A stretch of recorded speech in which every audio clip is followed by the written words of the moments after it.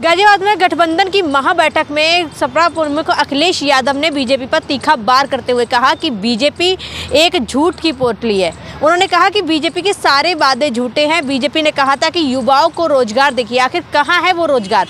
उन्होंने ये भी कहा था कि वो किसानों की आय दोगुनी करेगी, आखिर कहाँ है वो किसानों की दोगुनी आय। साथ ही अखिलेश यादव ने यह भी कहा कि भाजपा के जितने भी वादे वो सब झूठे हैं और भाजपा इस समय सबसे बड़ी भ्रष्टाचारी पार्टी, वो सभी भ्रष्टाचारियों को अपने अंदर शामिल कर रही है और सिर्फ भ्रष्टाचारी नेताओं को ही नहीं शामिल कर रही है। अखिलेश यादव ने यह भी कहा कि भाजपा उनके पैसे को भी अपने में मिला रही है। उन्होंने कहा इलेक्टोरल बॉन्ड सबसे बड़ा भ्रष्टाचार था जिसको खुद भाजपा ने किया है और उसको अपने साथ दबाकर भी रखा है।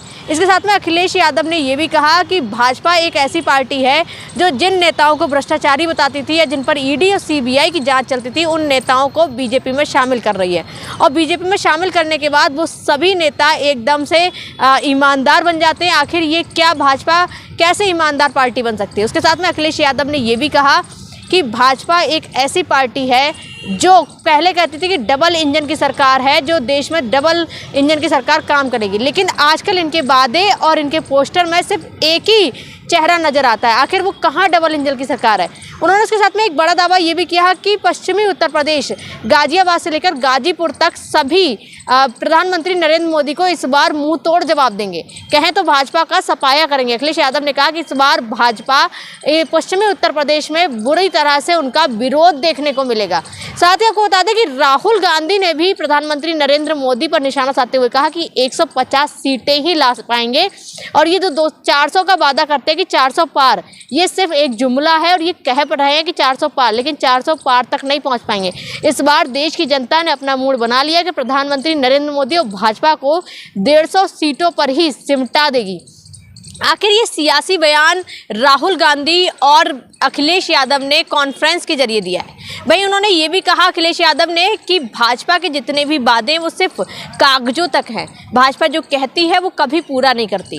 उन्होंने ये भी कहा अखिलेश यादव ने कि प्रधानमंत्री नरेंद्र मोदी हर बार एक नया वादा करते हैं जो कि जुमला साबित होता है बाद में। उन्होंने कहा कि भाजपा जब विपक्ष में होती है तब तो महंगाई, रोजगार, इन सभी मुद्दों पर बात करती है, लेकिन जब भाजपा सरकार में होती है तो इन मुद्दों से दूर भागती है। ये भाजपा की खासियत है।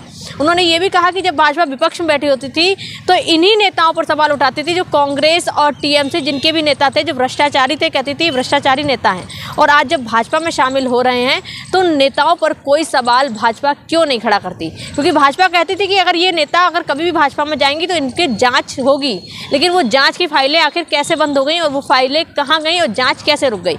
अखिलेश यादव ने साथ में ये भी कहा कि भाजपा ने जो अपने वादे किए थे और जो युवाओं को सपने दिखाए थे रोजगार के, वो सपने कहाँ गए।